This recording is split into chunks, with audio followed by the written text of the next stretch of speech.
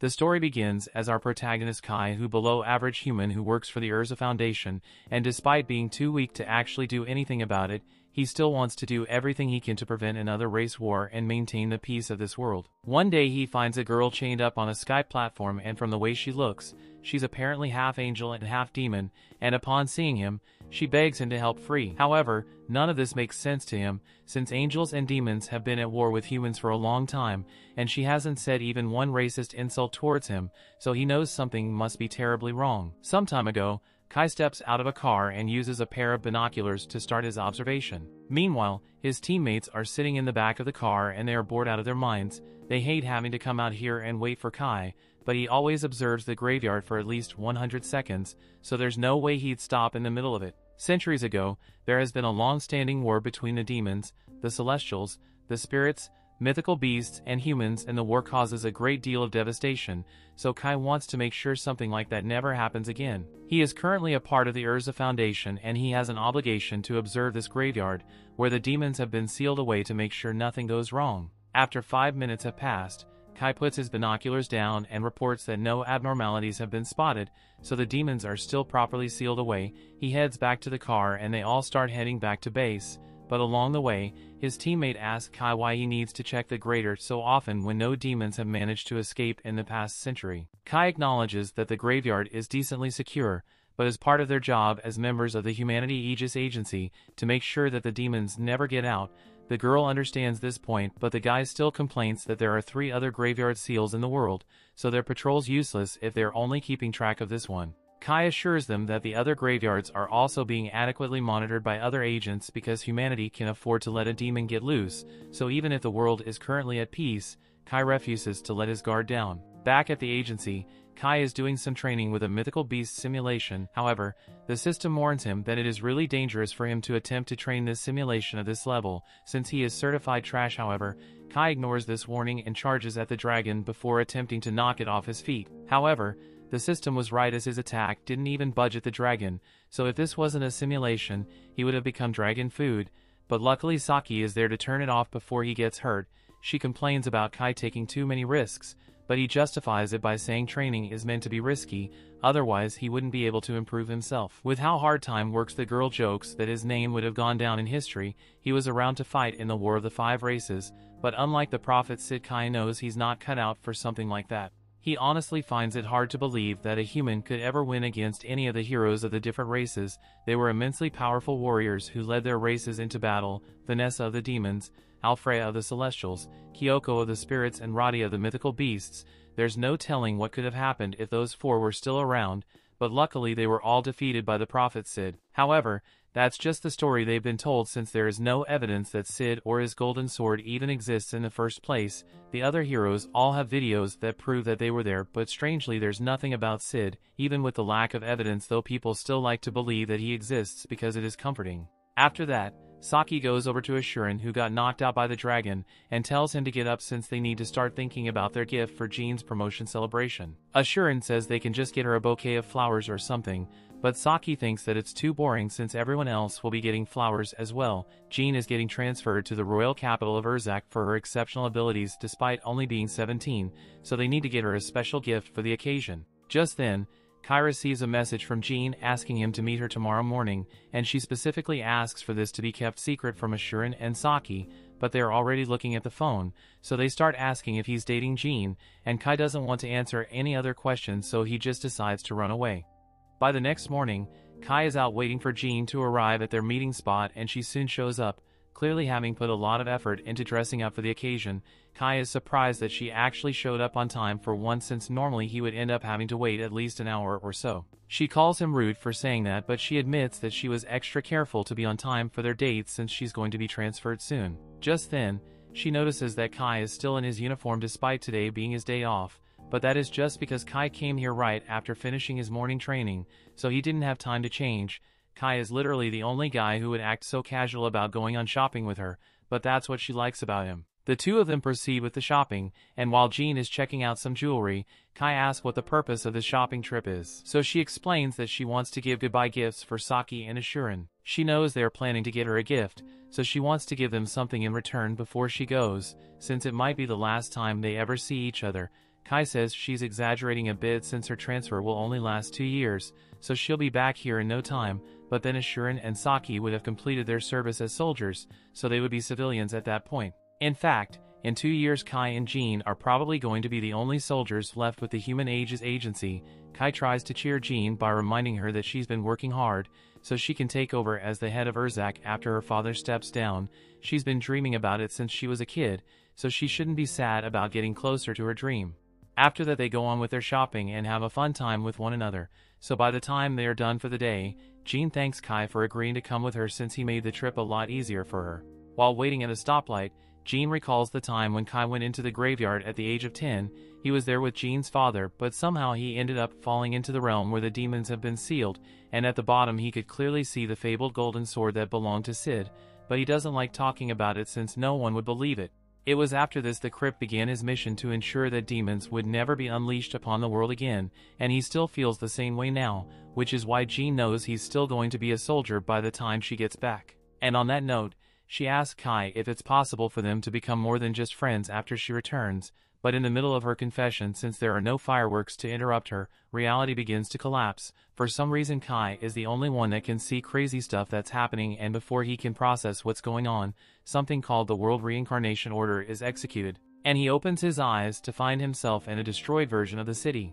He's confused at first, but his confusion quickly turns to fear as he sees a demon come around the corner. As soon as the demon notices Kai, immediately starts casting an attack spell to kill him, so Kai is forced to block it with his weapon case. He managed to survive that initial attack, but the demon isn't done yet as it begins to charge up the secondary attacks, so Kai makes a run for his gun, and as soon as he gets to it, he loads some of his special bullets and uses them to cancel out the demon's magic. The demon is shocked that a human was able to cancel out its magic, but it's all because his bullets are made with elven magic as their base, so it is enough to counteract demon magic. The demon tries something different and begins casting a spell at his feet, but Kai managed to jump out of the way and close the distance before firing a point-blank shot that incinerates the demon. Kai is relieved that his plan worked since that last bullet is made in order to reproduce the effect of a dragon's fire, but he has never actually gotten to use it before. This is also his first time fighting a demon, so he's glad he was able to move like he does during training. He just needs to hope he doesn't run into a dragon though. All of a sudden, Kai hears a voice coming from behind him, so he turns around and finds another demon staring at him and wondering how a filthy human could have possibly managed to defeat a demon. Kai raises his gun and asks why the demon is able to speak the human language if it detests humans so much, so the demon says he found it easier to order around the human slaves by speaking the language. Kai is shocked to learn that humans are slaves in this world, but the demon refuses to elaborate further and says it will get rid of Kai immediately since he seems pretty dangerous. The demon is about to fire a powerful spell at Kai, but at the last second, someone throws a flashbang, and while the demon is blinded, they pull Kai into a car and speed off. Inside car, Kai is surprised to find out that the girl that saved him is actually Saki. Saki says she has never met him before, so she's not sure how he knows her name, and no matter how much Kai insists that they know each other, she still doesn't remember him, and neither does Ashuran. Saki and Ashuran assumed Kai must be having a psychotic episode because of the demon attack, but he genuinely knows them and can't believe they've forgotten about him. He tries to telling them that they were on the same team, the Humanity Aegis Agency, but Saki has never heard of the agency and says she's a soldier in the human resistance. Kai has no idea what Saki is talking about, so he asks them to explain what happened in this world. They tell Kai that in the War of the Five Races humans ended up losing. 30 years ago, the other 4 races took over the world, so humanity was nearly eradicated, and the ones that did manage to survive were all forced to run and stay hidden. Kai is slowly starting to put the pieces together and realizes that this place is the city of Ishal after it had been destroyed. Kai is led down into an underground tunnel, while Ashuran explains to him that the cities all over the world have been claimed by the 4 other races, and they mostly fight on themselves to claim new territory now. This city in particular was taken over by the demons, which is why humans had to move underground in order to survive. It took some of the underground spaces that were still intact and remodel them to become a safe haven for humans. This way they can keep other humans safe and organize troops to fight back against the other races. Kai stops for a moment and asks why humanity lost the war, but Saki and Ashuran think the answer is pretty obvious since no humans could possibly defeat a demon on their own. And on top of that, all the races have absurdly powerful heroes, so humans stood no chance. Kai is aware of how powerful demons and the other races are, but humanity was able to win in his timeline because of the prophet Sid, so he asked the 2 of them what happened to him. However, they'd never heard of anyone by that name. Kai tries to explain that Sid is meant to be human hero who defeats all the other races, but he obviously doesn't exist in this world, since humanity wouldn't be forced to live underground if they had someone like that to fight for them. Just then they hear a commotion nearby, so Saki and Ashuran realize that the main court must be back. So they explain to Kai that there are many underground human cities around the world, and each one has their main corp that defends them. Here, the commander is the one who protects everyone, and Kai can't believe what he's seeing as the commander turns out to be Jean. Jean is greeted by Saki and Ashuran, and they tell her about how they found Kai out on the surface, so they brought him inside. Jean compliments them on their good work and walks past Kai showing no recognition whatsoever. Kai can't accept that Jean doesn't remember him, so he tries to remind her that they were literally shopping together a few minutes ago, but Jean has no recollection of this, so she says she's just going to leave. Before she goes, Kai asks why she's acting like a man when her dream was always to surpass her father as his daughter, and this statement makes her pause for a moment, but Kai is quickly stopped from saying anything more to her. That night, Kai spends his time looking for the records of this world, and everything is the same aside from the fact that all records involving him or the prophet Sid do not exist anymore. However, something still doesn't make sense to him, since if Sid never existed in this world to seal away the other races, then why do the graveyards he created still exist? To investigate, Kai heads over to the graveyard the next day, and finds that the blockade stone that was meant to keep its seal has been removed, so he heads inside and discovers the golden sword of Sid inside. He walks up to it and grabs the sword, at which point he hears a voice, telling him to never relinquish the sword because it is the world coordinate key, otherwise known as the code holder. The sword then opens a gate which transports Kai to a mysterious platform, and upon climbing the stairs, he finds the half-angel, half-demon girl chained up. Kai is having a hard time figuring out what race this girl is, but then the girl tells him her name is Linne, and pleases to be saved once more before passing out. Kai approaches the girl and he's still debating whether he should help her or not, but Time mainly hates demons and she doesn't look like a demon, so against his better judgment, he decides to free her. He tries using his sword to slash the chains in half, but the chains are too tough and show no signs of damage whatsoever. Next, he tries using his bullets, but even that isn't enough to get the chains off. He doesn't know what to do anymore since he doesn't have any other weapons on him, but then he recalls that he still got that special sword, so he tries recalling what it was called and says the words code holder out loud. As he does this, his gun sword begins to transform into the golden code holder, and Kai can't believe he is really holding the sword Sid used to save humanity in his timeline. He raises the sword and strikes at the chains once more, and for a split second, it looks like he just destroyed the dimension, but things go back to normal and the chains are cut in half. The girl's released and begin falling to the ground, so Kai catches her,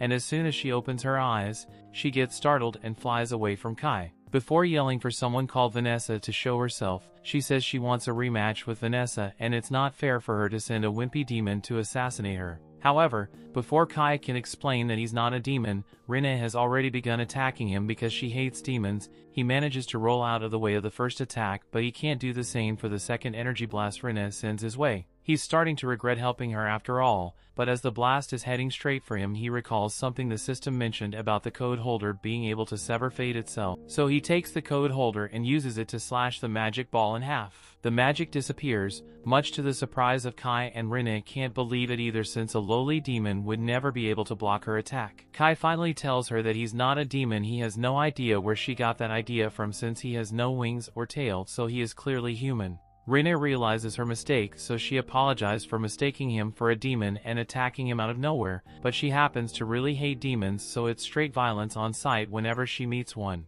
Since she hates demon as well, Kai at least has confirmation that she's not a demon, but he still doesn't know what race she is, so he asks her and she begs Kai not to ask her about it. Kai agrees to drop the subject about her race for now, but he still has other questions he would like to ask, like where the hell they are. Unfortunately, Linne has no idea what this place either. All she remembers is that he was fighting Vanessa, and all of a sudden she found herself in prison here. Kai recognizes the name and asks if one is referring to the same Vanessa as the hero of demons, and Linne confirms it. He is surprised Linne would pick a fight with a hero, so he asked if she's really that strong, and in response and proudly she states that she could wipe out an entire army of demons on her own if she wanted, but from what she has seen, Kai's equally as impressive as her since he was able to stop her attacks. She asked how he managed to pull it off, so Kai is about to tell her about his sword, but just then he notices a portal behind Linne. There's a hideous monster emerges from. The monster says something about the Fate Singularity entity having awakened, and since it poses a great threat to the new world,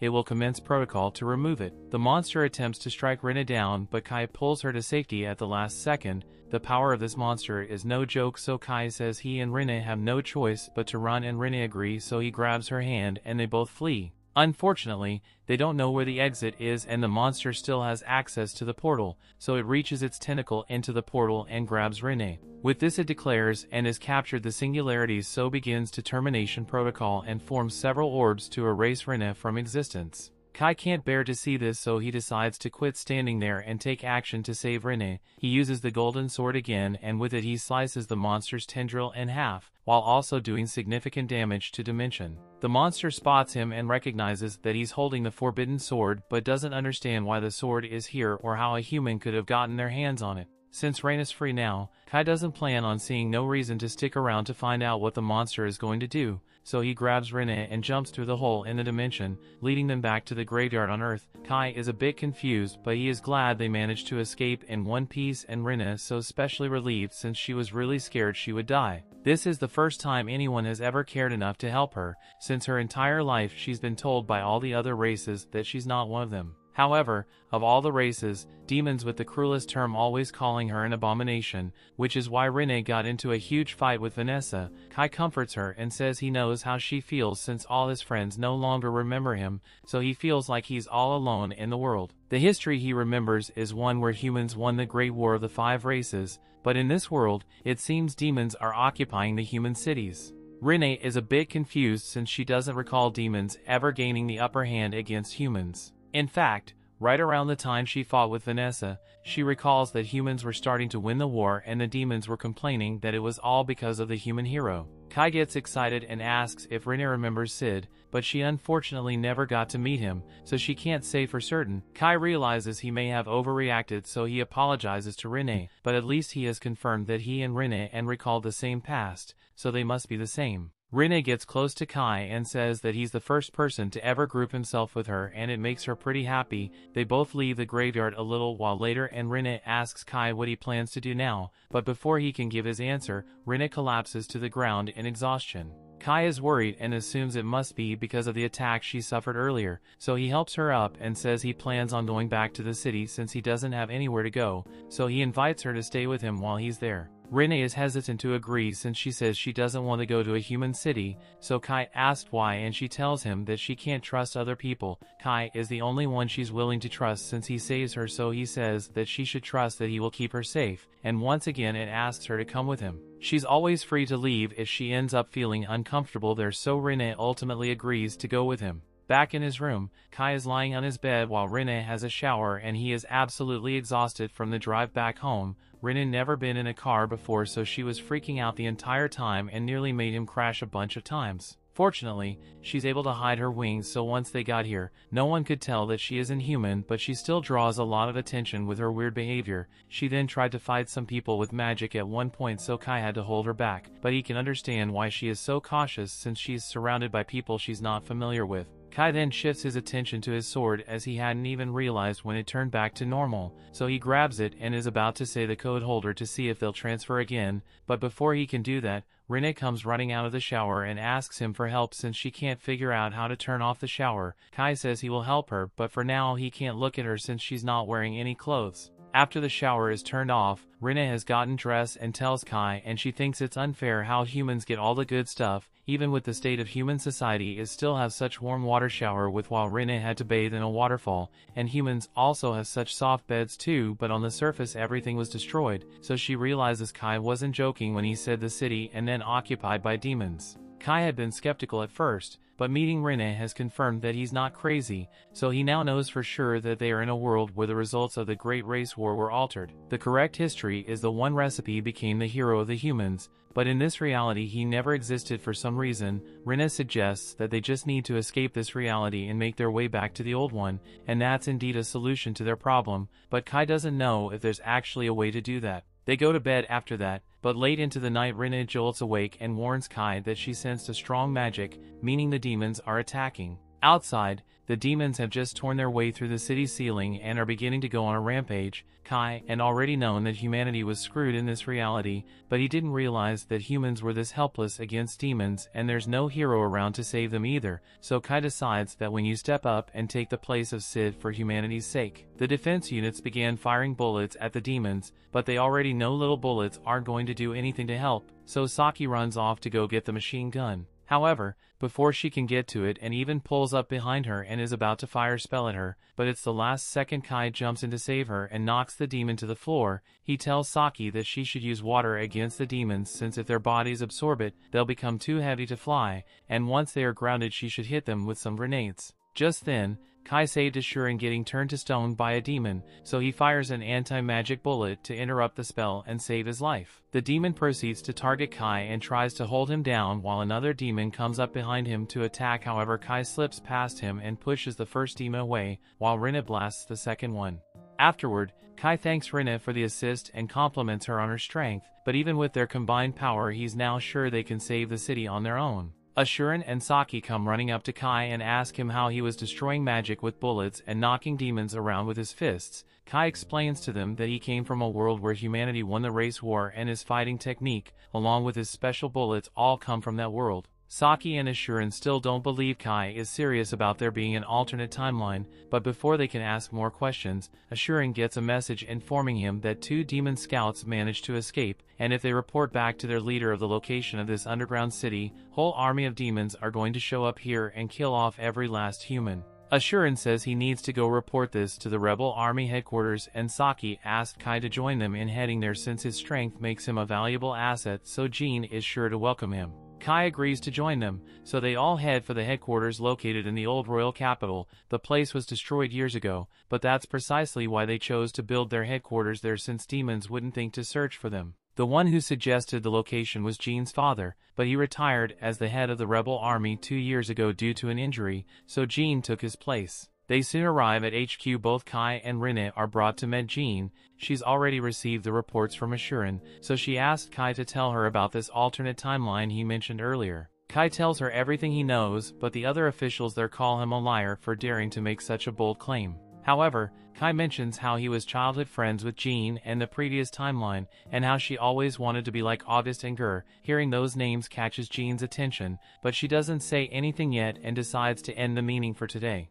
Later that night, Jean met with Kai, and it looks like she's a little more open to the idea that Kai might have been telling the truth, since very few people in this world know that she's a woman and the names August and Gur with the nicknames of her father and grandfather. However, that doesn't mean she believes everything he said, but his combat skills and knowledge are worth relying on. She tells Kai about a plan she has to coordinate with the other human cities and repel the demons that will be coming to invade Neo-Vashel, but Linne doesn't think that's a good idea since that would only cause more and more demons to attack as time went on. Plus, the high-ranking demon were to show up and the whole plan instantly fail. Jean is aware it's a reckless plan, but she can't think of anything better to protect the homes of the surviving humans. However, that's when Kai suggests that they only need to go after one demon to resolve this, and that's the hero of demons, Vanessa. Jean thinks it's crazy even consider attacking a demon as powerful as Vanessa, but Kai is confident that the code holder will be able to work against her, so he says he and Linne will be the ones to challenge Vanessa. The demons are more focused on fighting the other races, so most of their forces won't be at Vanessa's side. All Kai need is for Jean and her forces to hold off the rest of the demons while he engages Vanessa, so after Jean agrees to it, they immediately begin preparation to reclaim the Urza Federation. As preparations for the mission are being made, we hear a bit of Linne's inner thoughts, and while this world's current condition is due to a race war, she's the most racist of them all. She gets all the races for different reasons, with demons being deceitful, celestials being stubborn and humans being weak, but most of all she hates herself since she's part of every race. Kai is the only one who didn't reject her for her complicated Ancestry.com results, so she really hopes that Kai doesn't die on this mission. Once everything is ready, the team heads out and goes over the plan one last time. While the main force is tasked with stalling the rest of the demons, the squad will invade the palace through the underground network and defeat Vanessa, while also freeing any human captives they find. Saki isn't worried about the main force since they should be alright with Jean leading them. When she's really worried about is that their team is meant to go up against the demon hero Vanessa, and there's only 4 of them on this team too. Kai explains that the team is small, so they can minimize travel time, and Saki understands that, but she still doesn't understand why she has to be here. Kai understands that she's scared, but she and Ashuran are the only ones who can trust to these backup.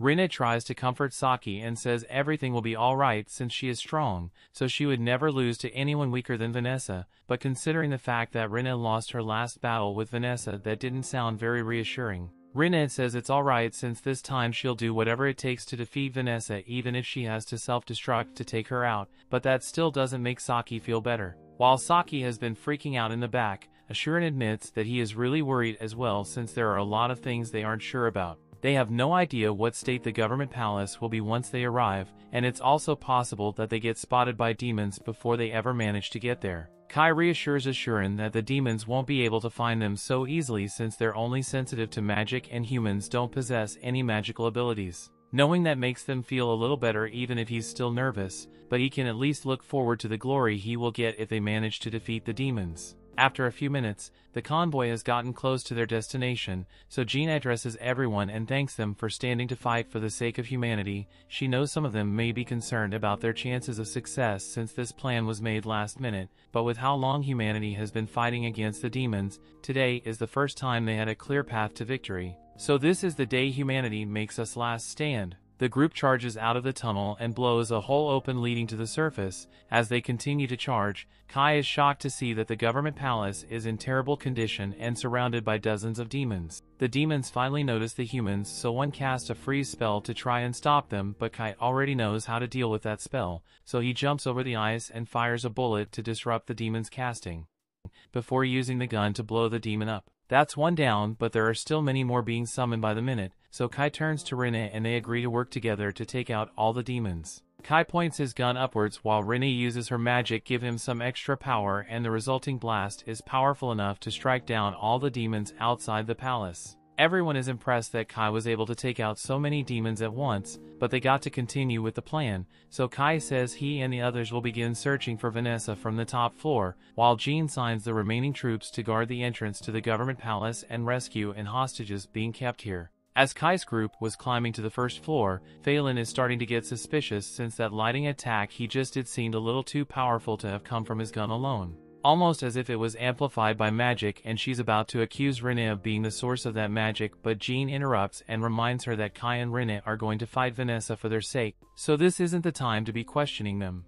As they get closer to the top, Linne spots an imp in the middle of summoning a large demon, and it was already too late to stop it, as the demon appears next to them and grabs one of the team members. Phelan jumps in to save the guy by chopping the demon's fingers to pieces. She tells the others that she will hold the demon off, so they should go on ahead without her. She promises that she will catch up once she's defeated the demon, and since they don't have time to waste, Jean agrees and says they should meet back up on the top floor. As the team makes it to the top floor, a bolt of lightning is fired at Jean and she's unable to dodge it, so she gets electrocuted to death. Or at least that's what it looked like, but as the smoke clears, Jean is perfectly fine, and it's all thanks to the elven armor she's wearing. She acquired it some years ago from an elf village, and when it comes to magic resistance, its armor is one of the best suits in the world, and since Jean is able to withstand the demon's attacks, she tells Kai that he would go on ahead find Vanessa while she handles this guy. As Kai and the others make it to the next corridor, they all put on special armbands to help keep them hidden from the demons of the head.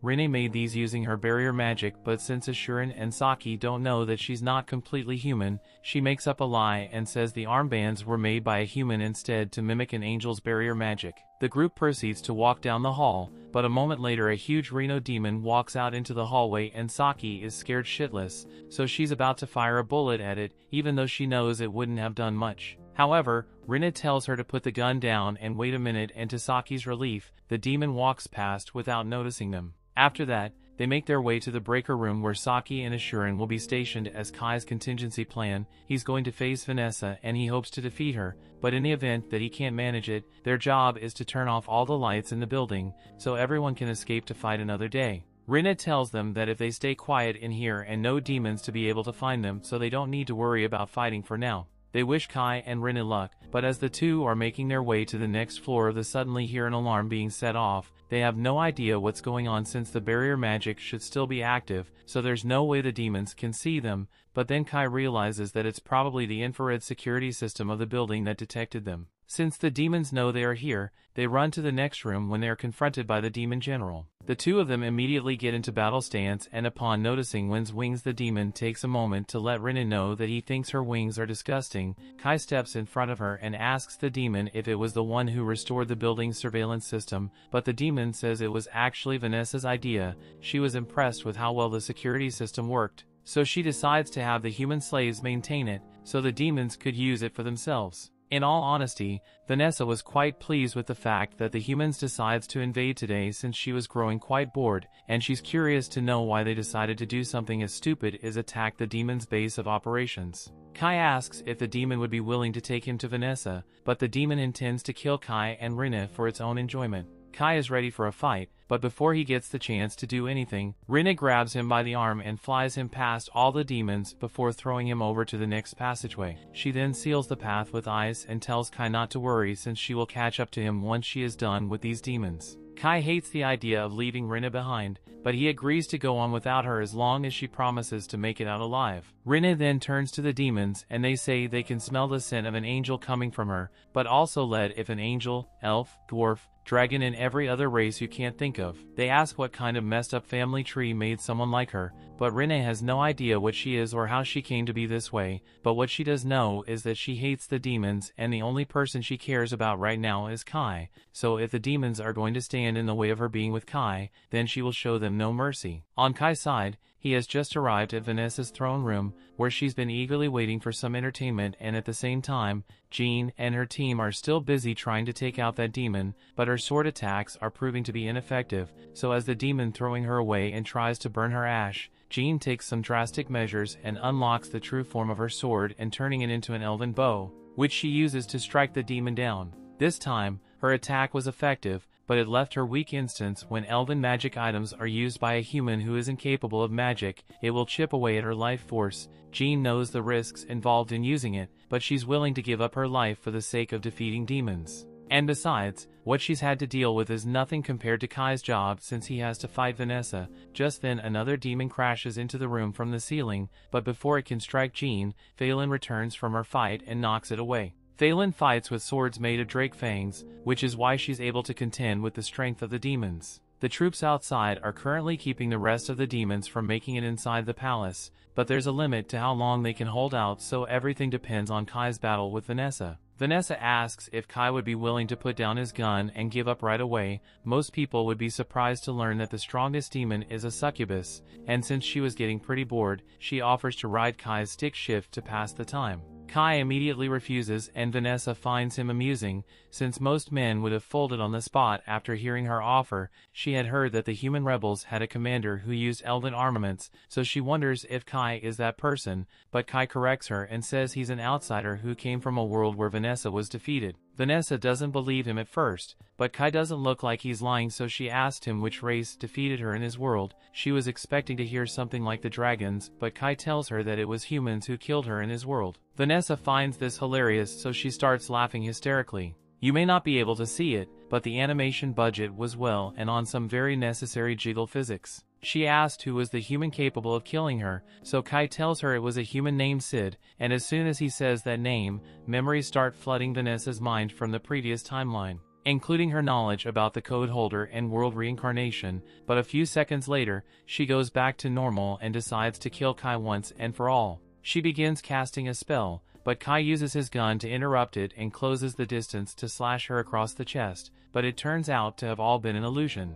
As Vanessa appears behind him and attempts to blast Kai, Kai manages to escape, and Vanessa is impressed by his reaction speed as well as his weapons, since it is capable of disrupting her magic and can produce a force equal to that of a dragon's breath. But that doesn't change the things, since she's still going to kill Kai, and to do that, she casts a devastation purgatory flame spell that nearly turns Kai to ash. He managed to survive that one, but the next spell Vanessa starts casting is an area of effect spell, so there's no way anyone who isn't a hero would be able to survive it. However, after she casts the spell, Kai is still standing, all thanks to the code holder. Just then Kai hears Linne yell for him to stand back, and the next moment Vanessa gets struck by lightning. Linne defeated those demons, although it left her pretty badly wounded, but she was so worried about Kai that she rushed over as soon as possible to help him. Kai is worried about her, but they still got to deal with Vanessa for now, so they prepare for their fight, but unexpectedly, that monster from earlier shows up and grabs Vanessa. It says Vanessa has been corrupted after hearing the taboo word Sid, so it's going to erase her code from the world. After seeing it, Vanessa finally remembers Last Riser, and as she's about to get erased, she uses all her power to break free and blast the monster into oblivion. The monster survives, but it goes, "I have made a miscalculation. I ain't built for this, so have a nice day." Kai is shocked by the level of power Vanessa just displayed, so he asks Linne if she was really able to hold her own against someone as strong as Vanessa, but the last time when fought her, Vanessa was nowhere near as strong as she is now. That brings the episode to an end. Thanks for watching. Want next part? Subscribe the channel and turn on notification bell.